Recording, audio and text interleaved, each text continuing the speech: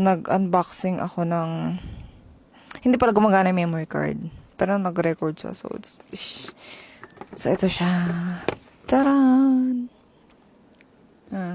Ang cute talaga ng mascot ng Gcash pusa. Doon ako mabubudol kapag pusa siya. Charot. So, this is one of their services for Gcash business. And yung pinili ko is the terminal. This is the Gcash SoundPay Plus terminal. So, POS terminal siya. Bakit? Kasi I want to start accepting credit card payments na hindi lang siya tap to pay, kundi pwede rin siya for pwede nyo rin i-insert yung card. So, kung anong kasama nito is ito na. So, they have this, yung QRPH. Yan. Ganyan siya na signage. And then, these are their partner banks. Yan, meron. They're accepting payments ng mga following applications pa yan. So, yung mga standee na nakikita nyo usually. So, grocery stores, ganun.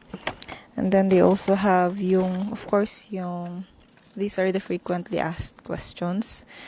Pero you can access din lang naman ito sa Gcash business na website or sa application sa phone niyo. And then, this one as well. So, ito, na-set up ko na, unboxing ko na, natanggal ko na yung tape. Anyway, so ito siya. So, pwede nyo siyang isabit to, notify your customers. Hindi nyo kailangan sabihin na diretso na, oh, we are accepting QRPH, Visa, and MasterCard payments. Ayun siya.